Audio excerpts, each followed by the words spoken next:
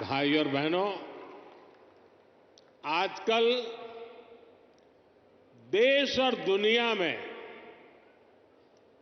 मोदी की गारंटी की बहुत चर्चा है।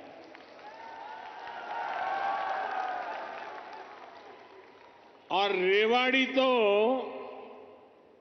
मोदी की गारंटी का सबसे पहला गवाह है।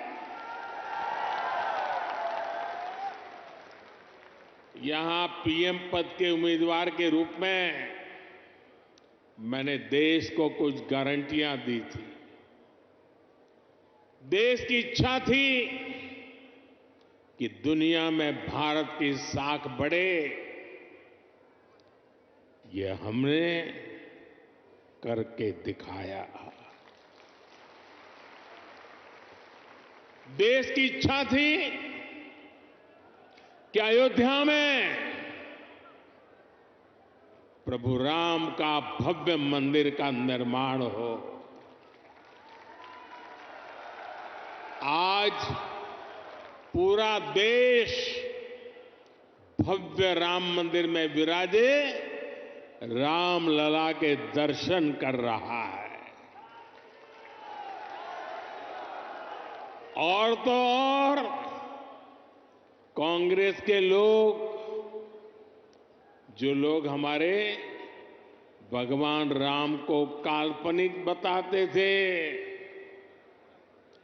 जो कभी नहीं चाहते थे कि अयोध्या में प्रभु राम का मंदिर बने, वो भी अब जय सिया राम बोलने लगे हैं।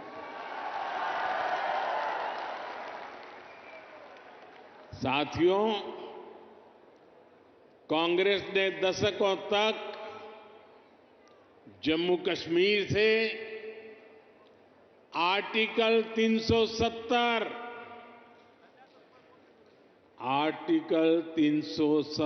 हटाने पर रोड़े अटकाए थे।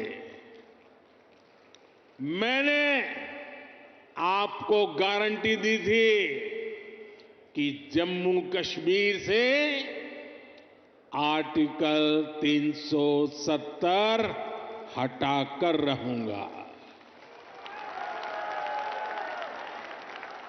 आज कांग्रेस की लाख कोशिश के बावजूद आर्टिकल 370 इतिहास के पन्नों में खो गया है। आज जम्मू कश्मीर में महिलाओं, दलितों, पिछड़ों, आदिवासियों को उनके हक मिलने लगे हैं। इसलिए ही तो लोगों ने एक और संकल्प लिया है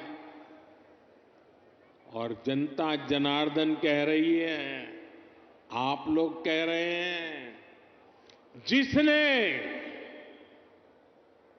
370 हटाया, जिसने 370 हटाया, उस बीजेपी का टीका 370 सीटों से होगा।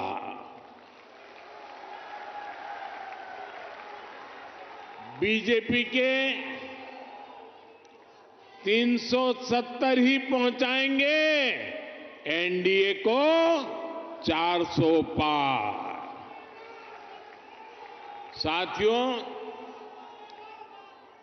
यही रेवाड़ी में मैंने पूर्व सैनिकों को वन रैंक वन पेंशन लागू करने की गारंटी दी थी। कांग्रेस वाले सिर्फ 500 करोड़ रुपए दिखाकर वन रैंक वन पेंशन लागू करने का झूठ बोलते थे। रेवाड़ी की वीर धरा से लिया गया वो संकल्प मैंने आपके आशीर्वाद से पूरा किया।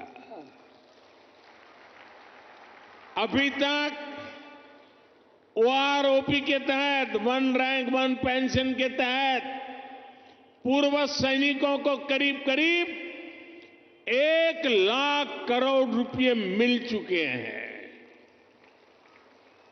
और इसके बड़े लाभार्थी हरियाणा के भी पूर्व सैनिक रहे हैं। सिर्फ रेवाड़ी के ही सैनिक परिवारों की बात करूं तो उन्हें ओआरओपी से 600 करोड़ रुपए से ज्यादा मिले हैं। आप मुझे बताइए, जितना पैसा रेवाड़ी के सैनिक परिवारों को मिल रहा है उससे भी कम कांग्रेस ने पूरे देश के पूर्व सैनिकों के लिए बजट में रखा था, सिर्फ 500 करोड़। ऐसे झूठ और धोखेबाजी के कारण ही कांग्रेस को देश ने नकार दिया है। साथियों, मैंने रेवाड़ी वासियों को, हरियाणा के परिजनों को यहां एम्स बनाने की भी गारंटी दी थी। आज यहां एम्स के निर्माण की प्रक्रिया शुरू हो गई है और हमारे राव इंद्रजीत तो इस काम के लिए लगातार, वो बोलते कम है लेकिन जो तय करे उसके पीछे लगे रहते हैं। आज एम्स का शिलान्यास हुआ है तो मेरी गारंटी की, और मैं आपको कहूंगा कि आज उसका शिलान्यास किया है और लोकार्पण भी हम ही करेंगे।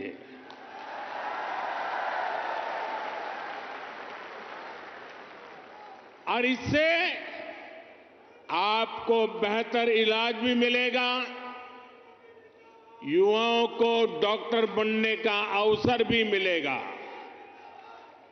और रोजगार, स्वरोजगार के भी अनेक अवसर बनेंगे। रेवाड़ी में देश का 22वां एम्स बन रहा है। पिछले 10 वर्षों में 15 नए एम्स स्वीकृत किए जा चुके हैं। आजादी के बाद से लेकर 2014 तक देश में करीब 380 मेडिकल कॉलेज बने थे। बीते 10 वर्षों में 300 से अधिक नए मेडिकल कॉलेज बने हैं। हरियाणा में भी हर जिले में कम से कम एक मेडिकल कॉलेज बनाने का काम तेजी से चल रहा है।